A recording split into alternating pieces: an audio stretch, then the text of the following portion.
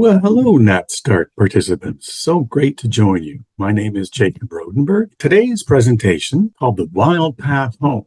And this is a community guide to raising children who care for the earth. And my work over the last 20 years has really been inspired by a quote from a Kenyan youth worker. And this is what he said. He said, instead of asking what kind of world we're leaving for our kids, we should ask, what kind of kids are we leaving for our world?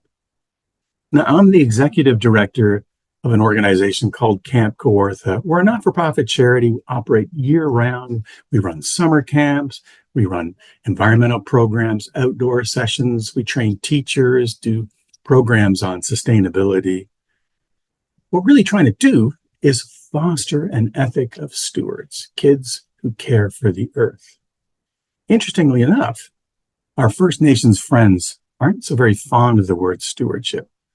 For them, it has overtones of being in control of, having dominion over. Instead, they prefer the word kinship because in their worldview, nature is part of their family. The earth beneath their feet, the water that sustains us, the birds that fly through the sky, the moon, the stars, the insect world, the mammals, all part of their family. And I guess that's the way we mean stewardship. So instead of a natural world consisting of a bunch of objects to be used for human needs, it is instead imbued with spirit. It's a living thing that needs to be treated with dignity and respect. So yes, as an organization, we've really been trying to think about how do we teach our kids to be caring and responsible citizens? How do we do that in a way that works for the age that they are? And can we find critical experiences that are shown to activate and motivate kids to care for the earth that works for their age group? And can we sequence these and build them over time so that we lead to an ethic of stewardship and caring? Really, it comes down to this. If Camp Kawartha believes in fostering stewards, that's not work we can meaningfully do on our own. Indeed, it takes a village. So about 20 years ago, we got together with some different organizations, and we began to think about what we could do as an entire community to develop that ethic of stewardship.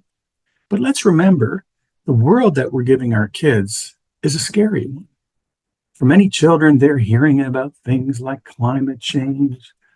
In their area, they might experience wildfires, or floods, or severe weather. They're hearing about species depletion. I know since I was a kid in the 1960s, 70% of the Earth's biodiversity has disappeared. There's habitat destruction in Canada here. Over 200 hectares disappear every single day of nature because of urban sprawl, agriculture, and other developmental pressures. Kids are hearing about pollution. There's over 100,000 different synthetic chemicals interacting in ways we're not entirely sure.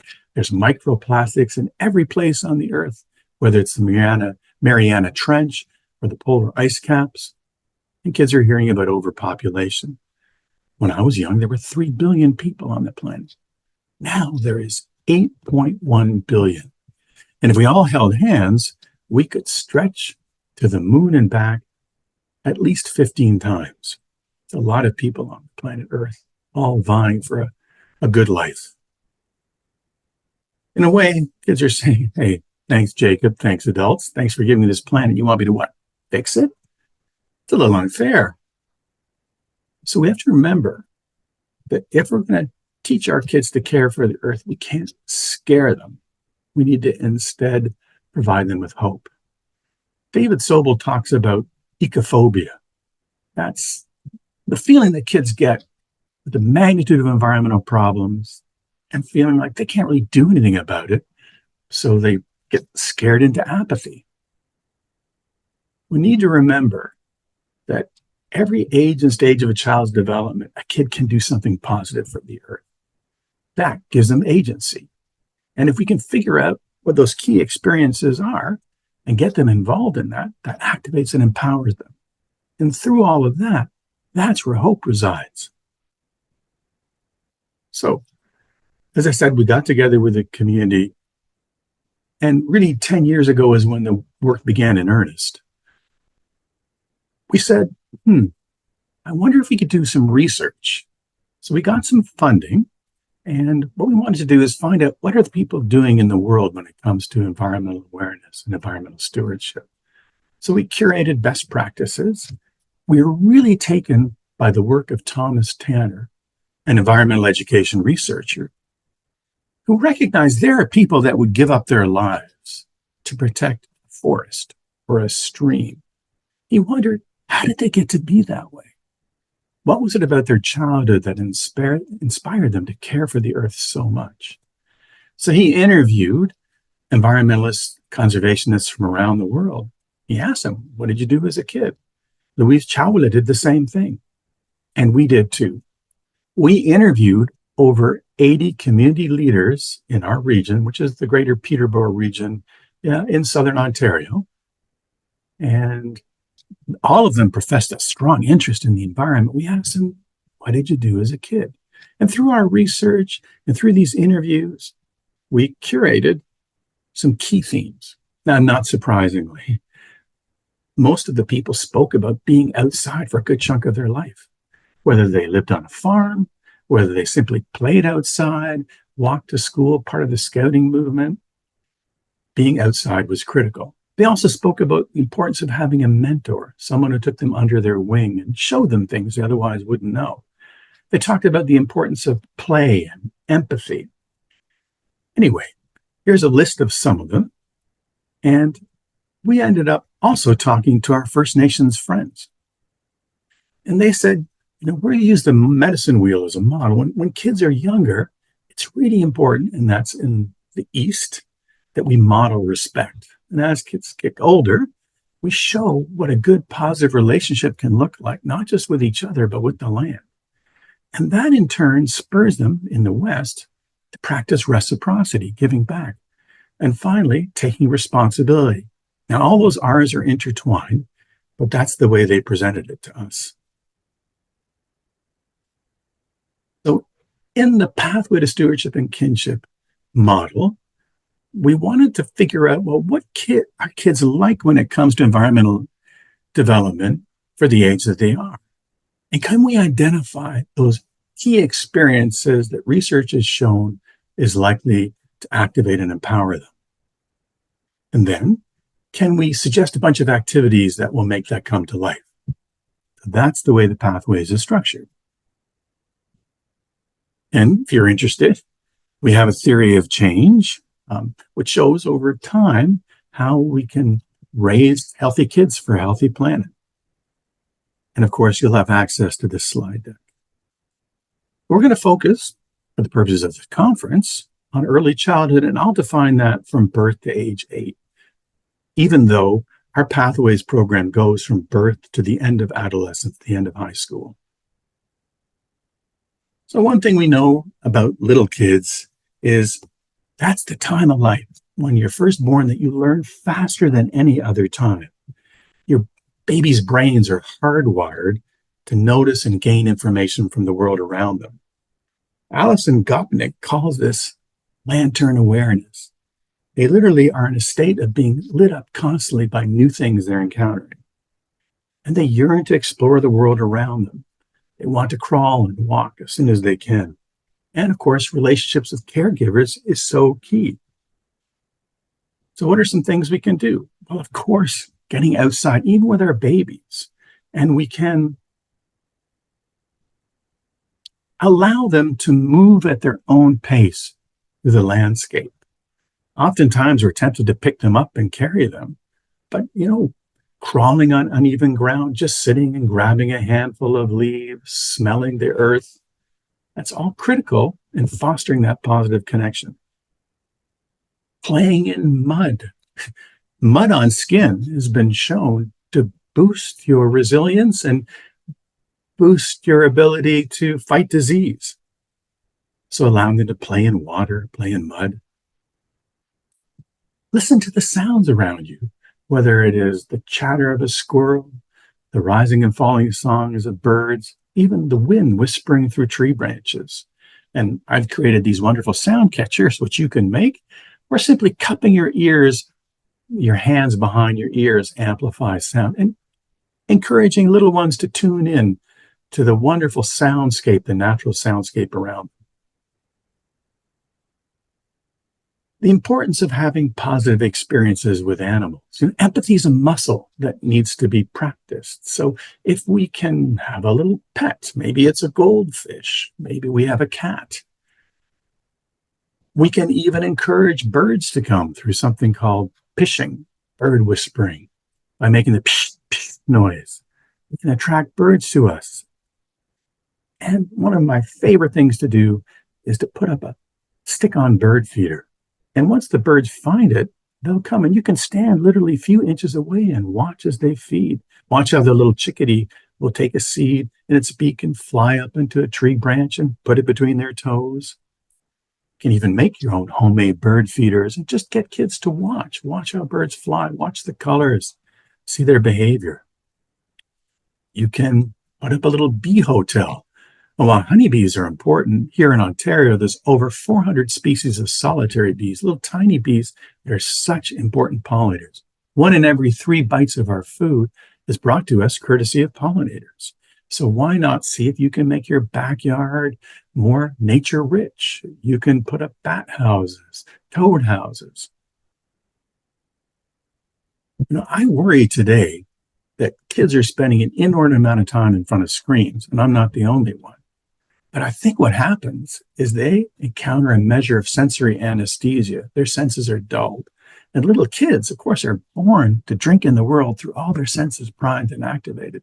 So let's practice sensory awareness. And one of the things you can do is a dozen touches. Simply take an egg carton and encourage little different textures to be in the egg carton and get kids to feel that. You can try an old photography trick, which is you take one hand, thumb down, turn your other hand the other way, join it together, we've got a little frame. And by isolating nature, you see it in a new way. So cut out interesting shapes and use that as a viewer. We were born to smell the world around us, but that sense sometimes is dull. But you can enhance that by taking a sponge and just wetting your upper lip. And the moistness of the air helps you to smell better. And you can create smell cocktails with your child, where you get different kinds of smells and put them into a little cup with a swivel stick. Call it Metalicious, Forestopia, and you'll be amazed at how soil smells differently, whether it's in a meadow, whether it's in a forest. The moss has a smell. Tree bark has a smell. You can even create scent trails. That's where you get little mint extract, lemon extract, and just drizzle a bit here and there and see if the kids can follow it, much like a fox. As kids get older, of course, their mobility increases and they begin to become curious and explore. They were born to explore. And of course, their imagination is a key way of interpreting the world around them. And they begin to develop that empathy even more. So let's not forget how important play is. And for my wife, who's a Waldorf-based teacher, she says play is the work of childhood. So much cool things happen when kids are just playing in nature, whether they are building a fort and they become sort of engineers, they have to negotiate, they have to problem solve. So why not bring the kids to a natural area and just let them build a fort? The organic forms of nature lend themselves to creativity. Just the flowing form of a stick or a bundle of twigs can become a nest. That overturned log can become a sailing ship. That piece of wood you find can become a magic wand. It can become a mast of a sailing ship. Kids are born to imagine, and that is really the engine of creativity. You can do creative things like fairy gardens or gnome homes, or just using natural materials, you build little homes. And don't forget the importance of building a relationship with a place. Much like building a relationship with a person, it takes attention, mindfulness, hard work. reciprocity, all the aspects that go into a positive relationship with a person can go into a positive relationship with a place. And so going to it throughout the seasons of the year, get to know its characters and the stories behind the characters, much like we would want to know the characters in our neighborhood. I call it our neighborhood. And let's continue to practice that muscle of empathy by having gardens, a little sensory garden where you deliberately plant things with textures and smells and different colors and get kids to interact with that and tend and care for it. Art projects are a wonderful way for kids to use their creativity, but natural materials are such an incredible way for kids to explore curiosity and self-expression. I love the work of Andy Goldsworthy.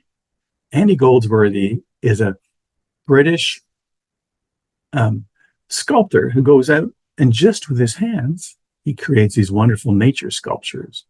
His rule is he can only use his hands, he gathers what he can find, and then he makes something interesting and takes a picture of it and lets nature reclaim it. Well, I show them Andy Goldsworthy's work, kids, and they make their own creations. And here's one that our children did. And here's another. We do want to think about the honorable harvest. Robin Wall Kimmerer talks about where we only take a little bit from here, a little bit from there. We ask permission, we give thanks, and we try to practice reciprocity by giving more than we're taking. So oftentimes I'll have some wildflower seeds with me and we'll sprinkle that after we're done. So we try to, use the lessons of the tree, which is do more good than harm, give more than you take. Well, 6 and 7-year-olds, as they get older, of course, their logical brain begins to develop, and they are even more inborn intrepid explorers. In fact, one of the nicest things is to go with 6 and 7-year-olds and just let them explore at their own pace. And they begin to understand the consequences of their actions can have an impact on the environment because their brain is a little bit more cognitively developed.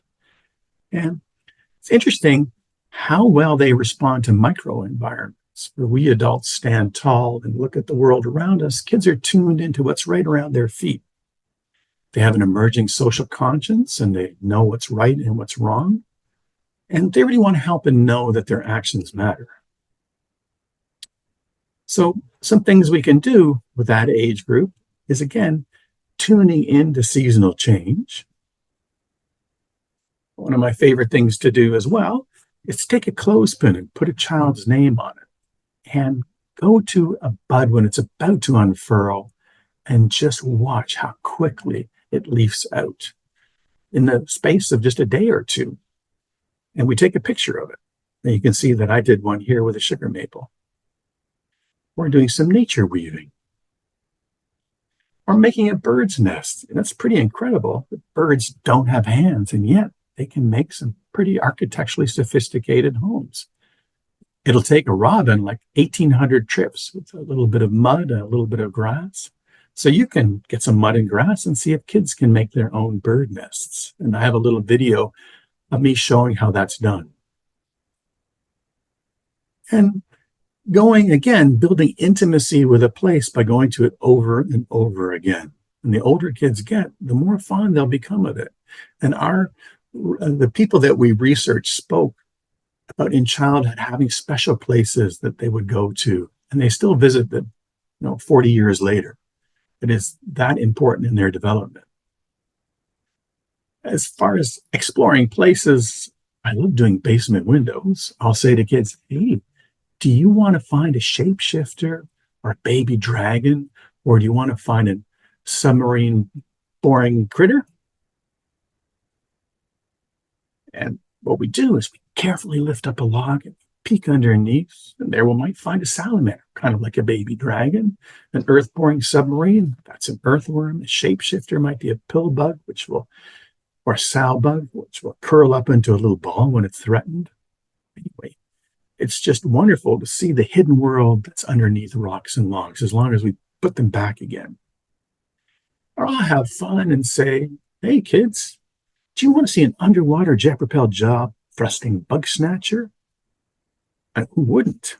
And we'll go to a stream and we'll catch dragonfly nymphs, baby dragonflies. They have this folding jaw called a labium, jaw thrusting. They take water in through their mouth while they're underwater and expel it out their rear end and surge forward. They're jet propelled. So a jet propelled, jaw thrusting bug snatcher. You can have fun with that.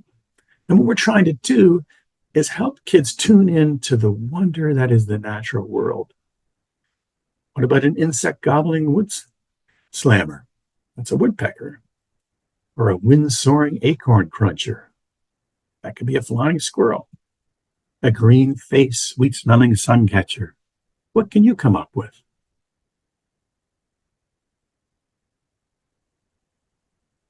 I mentioned that kids are tuned into the very small because they're closer to the ground and they really have keen sense of observation. So harness that using a microtrail.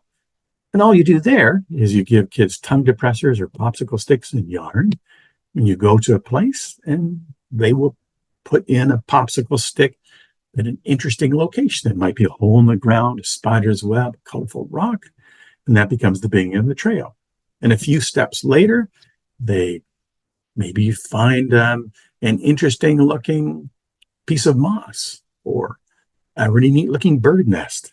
Anyway, within 10 meters, they've created a little micro trail joined by the yarn, which is the trail. And I give them a magnifying glass and encourage them to explore their micro trail and take others on an interpretive hike. Yeah. You know, the average kid can identify at least 20, 30 corporate logos. It'd be hard pressed to name a few native wildflower species or trees or mammals. So one of the things we can do is encourage kids to get to know who lives in their neighborhood. And we can do that by going for regular walks and listening to the birds that are singing and trying to figure out who that is. Remember, a name is just the beginning. So if you hear the sweet call of the cardinal and you can identify it, that's wonderful, but find out a little bit more about cardinals. That the male and the females will sing and they share nesting duties. But the female spends most of her time on the nest because she's more camouflaged, that their bill is designed for eating seeds. Every critter has a story behind it and a character. And as kids get older, they begin to develop more logic, enjoy working in groups and cooperating. They love to engage in physical play, climbing trees, running, jumping. Their sense of fairness increases even more, and they have a sense of, oh, that's not just, that's not right. And they really have the ability to feel strongly about protecting things. And they make personal connections to the natural world. How do we harness that? Well, one thing is, kids these days need to practice independence and resilience. And often as parents, we'll drive kids to school.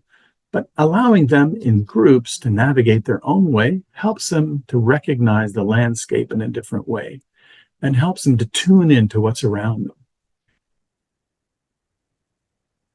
Because they're physical, it's a good time to practice different kinds of outdoor recreation. Learning how to cross-country ski, learning how to build and fly kites, learning how to hike, learning how to camp. So those are just some of the many, many different activities we have for each age group. And our hope is that as an entire community, we can work together to give these experiences to kids. And over time, we build that ethic of stewardship.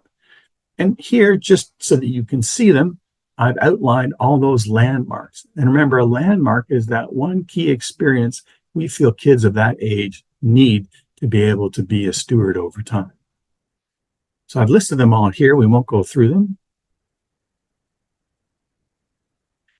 Now, in the end, we were lucky enough to have close to 15,000 students and children participating, 25 schools, 15 daycare centers, a bunch of community groups, all helping to roll these out. We got a significant pocket of funding, close to $1 million to make this happen. We were able to refine our approach. What we ended up doing is developing a website, and then we developed an app So if people did one of the landmarks, they could report on it. We thought we might have 10,000 reported landmarks for the period of the grant, which was 3 years. We had over 62,000 registered landmarks. There's an appetite for this. And so on the website, especially under Get Started videos, you'll find an expert doing a video for each of the landmarks. And there's tons of resources on the activities you can do. So please explore that. That's my wife, Jessica, who does Landmark 8, which is create an art project. We put this all together in a free downloadable book, which you can access from our website there. And as well, a new, more extensive published book just came out, written by myself and Kathy Dewick, who was the project's coordinator. And in there, you'll have in-depth descriptions of what kids are like when it comes to the age and stage of their development related to the environment, more activities you can do for each of the landmarks, why that landmark is important, and how that project unfolded. So you can purchase that from the website here called The Wild Path Home. And there's an award-winning documentary that goes with this too, that you can find for free. How could you use the pathway wherever you are? Well, one thing is delve into those landmarks, but get together with a group in your community and see if you can't collectively figure out how to deliver on these landmarks.